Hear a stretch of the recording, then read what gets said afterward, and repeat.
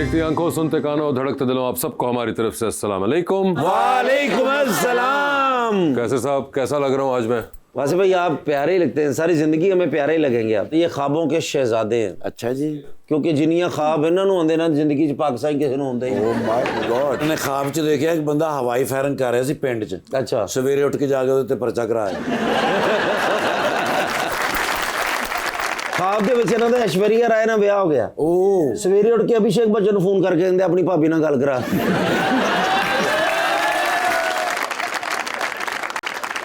लीजिए बुलाते हैं अपने आज के पहले मेहमान को। पाकिस्तान तहरीक इंसाफ के MNA हैं नेशनल असेंबली के अंदर, जनाब Mekdad Ali Khan.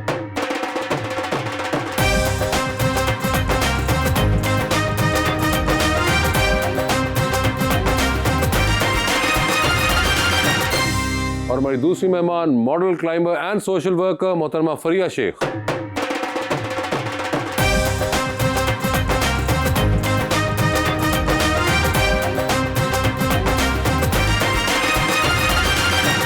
Welcome to the show जी। बड़ी खुशी हो रही है फरिया जी, आप तशरीफ लाई हैं। माशाल्लाह जितनी आप प्यारी हैं ना, उससे भी प्यारा शेर लाया हूँ मैं अपने भाई के लिए। ये मत पूछो मोहब्बत है नहीं है, हमारे बीच कुछ भी तय नहीं है, मगर ये तय है इससे खूबसूरत जहां में और कोई शय नहीं। ओए होए। जो जख्म भरने लगे थे उसे हरा करेगा, आहा। मुझे कभी नहीं लगता था तू दगा करेगा, ना तुम हसीन ना मुस्तकबिल ना पैसा, तुम्हारे साथ भला वफा कौन करेगा। एक शेर मैं भी सुनाना चाहूंगी, जी जी। लेकिन आपको नहीं, कैसर पिया को। उनके लिए है ये शेर। जी जी। और शेर है, यूं अहले तलब में थे मफादात के सौ रंग, यूं अहले तलब में थे मफादात के सौ रंग की एक बात और एक बात के 100 रंग।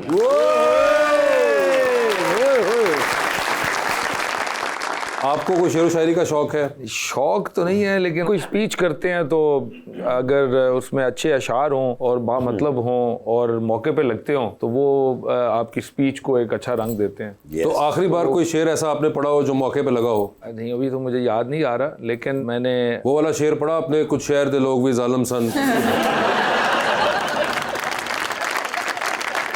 कुछ सानू जमानत कराने का शौक सी। बहरहाल याद आ गया तो आपको बता दूंगा। जनरली शेर व शायरी का शौक है कोई आपको पढ़ने का या कोई मैं सच पढ़ा तो नहीं, लेकिन अभी आपको पढ़ने की जरूरत नहीं पड़ती, आप वो सुन लेते हैं, सोशल मीडिया पे देख लेते हैं। सोशल मीडिया का इस्तेमाल कर रहे होते हैं आप? बिल्कुल कर रहे होते हैं। वैसे ये सोशल मीडिया का इस्तेमाल असेंबली के अंदर भी चल रहा होता है? वाईफाई तो फ्री होता है, हल्का फुल्का चल रहा होता है। वैसे मुझे बताइए असेंबली के भी क्या वाईफाई के सिग्नल हमारे वाले ही होते हैं या वो अच्छे हैं? ठीक है, बिकॉज अंदर हॉल में या कई ऐसी जगह है वहाँ पर सिग्नल्स नहीं आते मोबाइल आपके। वो नून लीग का एरिया होगा ना। लेकिन मिकदाद भाई आप बड़े फ्रेश लग रहे हैं पहले की निस्बत। आज माशाल्लाह पीटीआई छोड़ तो नहीं दी? नहीं, अच्छा, पीटीआई बिल्कुल नहीं छोड़ी। इंशाल्लाह पीटीआई के साथ थे और हैं और इंशाल्लाह खड़े रहेंगे।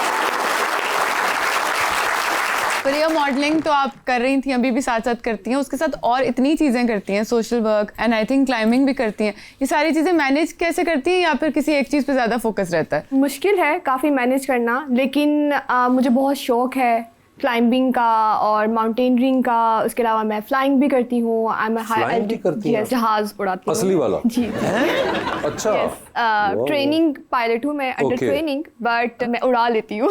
अच्छा। Of course. तो लेकिन ये सब चीज़ों के लिए टाइम निकालना इसलिए मेरे लिए ज़रूरी है कि मुझे अपने जो ख्वाब हैं और जो मेरे शौक हैं मैं उनको देखना चाहती हूँ ऊपर चढ़ते हुए और अपना पूरा करना चाहती हूँ। तो अपने लिए टाइम निकालना आई थिंक मुश्किल काम नहीं है। मॉडलिंग में, क्लाइंबिंग में और ये आप पायलट भी बन रही हैं, सबसे आपके दिल के करीब कौन सा है? मेरे दिल के करीब सबसे ज़्यादा क्लाइंबिंग अभी फ़िलहाल ज़्यादा है, क्योंकि अभी मैंने रिसेंटली एक समिट किया है बरीला, देवसाई प्लेन्स की सबसे हाईएस्ट माउंटेन जो कि 5400 मीटर की बुलंदी पर है। वो भी मैंने स्नो स्टॉर्म के अंदर किया एक्सपीडिशन अपना पूरा। मुझे काफ़ी ज़्यादा मुश्किल पेश आई लेकिन कर लिया अल्हम्दुलिल्लाह। आई थिंक अल्लाह मियां हिम्मत दे देते हैं आपको। मिकदाद भाई, आप भी कोई इस तरह का शौक रखते हैं? पहाड़ चढ़ने वाला है, सिर्फ दीवारें ही चढ़ी हैं? बच्चे नहीं, हल्की फुल्की छोटी मोटी हमने भी हाइकिंग की है, but not that much. Mekdad, क्योंकि आपके वालिद भी पॉलिटिक्स में रहे थे और इवेंचुअली इसलिए आप पॉलिटिक्स के अंदर आना पड़ा, या ख्वाहिश खुद भी थी? नहीं, मेरी ख्वाहिश भी थी और उन्होंने मुझे एक बार थोड़ा बहुत समझाया भी था कि इट्स नॉट दैट इजी। अच्छा, ना आने के लिए? हाँ जी, लेकिन मुझे शौक था। तो do you have any other brothers? No. तो इसलिए फिर तो आप पे वो आ भी गया सारा का सारा। बिल्कुल नहीं, मैंने खुद भी इसको ऑप्ट किया। देखें, कोई भी फादर जो है वो कोई भी प्रोफेशन लेते हैं या कोई बिजनेस करते हैं तो वो कोई लेगेसी, कोई एसेट्स छोड़ते हैं। तो अगर उन्होंने अपनी एक लाइफ का एक बहुत बड़ा पार्ट इस सर्विस में दिया है, तो अगर मैं नहीं ऑप्ट करूंगा तो वो वेस्ट जाएगा। आई थॉट कि I could do little better, जो लोग उधर कर रहे थे उनसे बेहतर कर सकता हूं, तो मैंने ये प्रोफेशन चूज किया और अल्हम्दुलिल्लाह अभी तक बेहतर ही जा रहा है। फादर जो थे आपके, वो 2 बार नून लीग से एमएनए बने थे। हाँ जी, इसीलिए तो समझा रहे सन।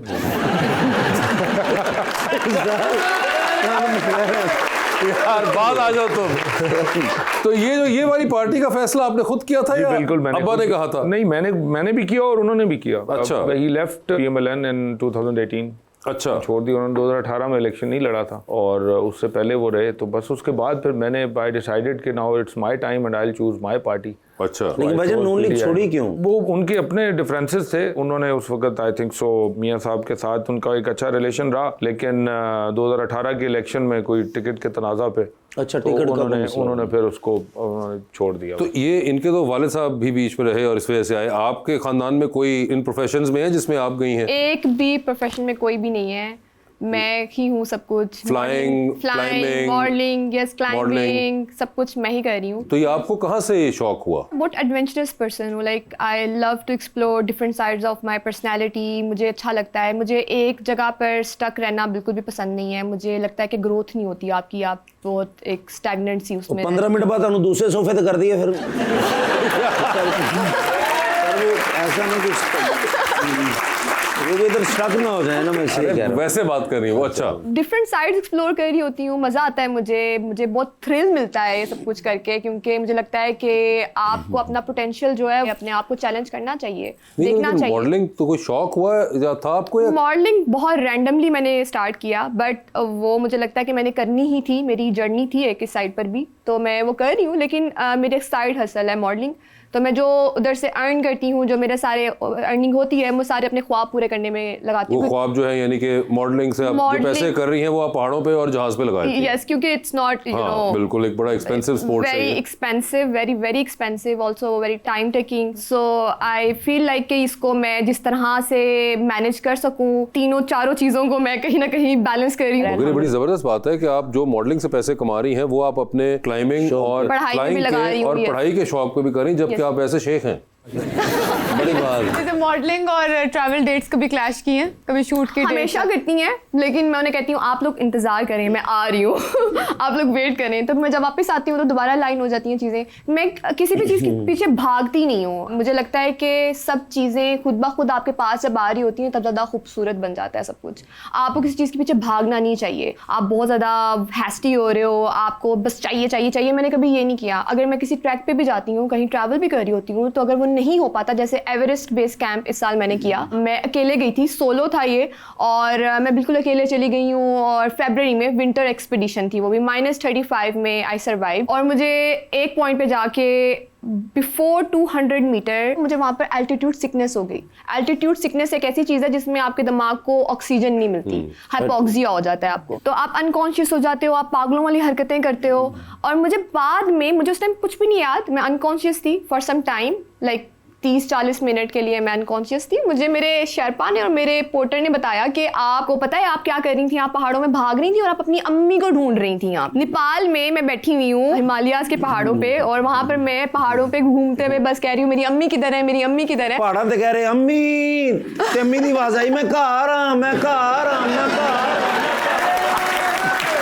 सर बस वो मेरे दिमाग की और मेरे बॉडी का आपस में जो है ना क्लैश आ रहा था, क्योंकि आपकी बॉडी आपको कह रही होती है कि yes I can do this, लेकिन आपका दिमाग आपको सपोर्ट नहीं कर रहा, क्योंकि वो तो एक अनहेल्दी कंडीशन में चला गया है। यानी कि बॉडी और दिमाग का आपस में क्लैश। बॉडी कह रही है कि तुम ये कर सकती हो और दिमाग कह रहा है कि तुम ये नहीं कर सकती हो, क्योंकि दिमाग तो घुमा रहा है आपको, जबरदस्त। सर ये तो कोई पीटीए वाला माहौल लग रहा है।